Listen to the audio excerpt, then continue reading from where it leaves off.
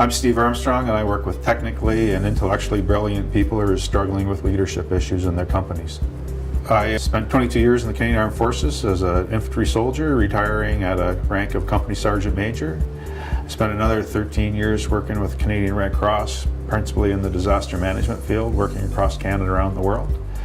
In the past 3 years, I've built a consultancy practice on working with people that need help within their companies that are struggling, being tripped up by human issues, HR issues, and leadership issues. My name's Hartley Harris. I'm an electrical engineer is how I describe myself to others. I'm one of the owners of Catch Engineering here in Calgary. We're an engineering consultancy. For several years, it was moonlighting. You know, we had 4 or 5 contractors working for us. We were still having day jobs, and we couldn't do all that anymore. So we had a choice we needed to make. If you've started a company from zero and working nights as a part-time job while you're working a full-time job to make ends meet, that's your baby. Chad and I we're technical people. We're really good at technical things, we think. But management skills they're tricky, right? You sort of learn on the job a bit, but human relationships are complex, right? So in Hartley's case, we talked about his company and what he did and how big his company was. And at that time, it was just the beginning of the downturn. And I said, how are things going with your organization? So we thought we were set for the future. We can look at growth, but it wasn't working the way that we thought it would. And that opened the conversation. We met for a beer or a coffee or something like that. I think we sat there for an hour and telling him about these difficulties I have and how I'm feeling about my company and how it used to be.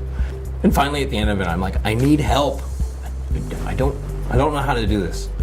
It's an extraordinarily lonely place to be the boss. You just can't share everything. You are isolated. Just to have someone to talk to get it off your chest is extraordinarily useful. And it takes a big person to take that step to open up. I'd started this great relationship with Steve in terms of just talking about our problems and having this really easy conversation. Any leader worth its salt needs to be a little bit humble and a little bit honest with themselves and to know that they need someone to talk to. It's all about being a decent human being and achieving your results. So we needed somebody that wasn't going to intimidate our staff, wasn't going to feel like management is like pushing down on them. So when somebody comes to talk to them about what's going on, if there's a sense of trust around that, confidence in that person, they'll open right up. We just want to know what's going on. What is really going on here? How does everybody feel? How do we get back on the path that we felt great about our company and great about the things we were doing? Your average person wants to come to work and do a good job and achieve something that day. They want to achieve something and be part of something bigger than themselves. The best part of engaging Steve was, how are we actually going to do this? We couldn't have somebody just deliver a report and we are still not capable of executing on this.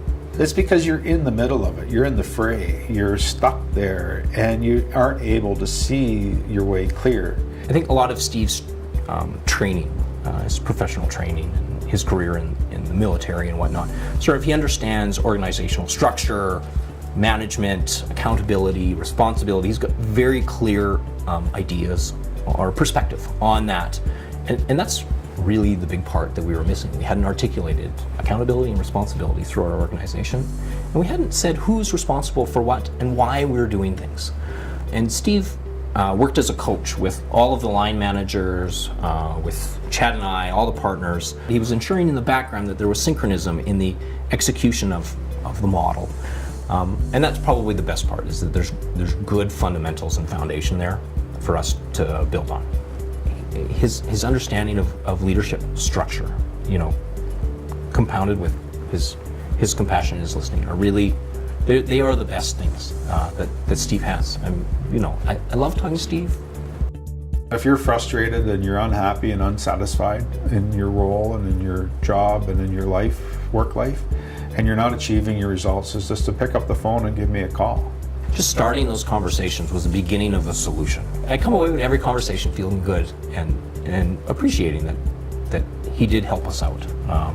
And I'd recommend him to everybody. He's really awesome. And it all starts with a conversation.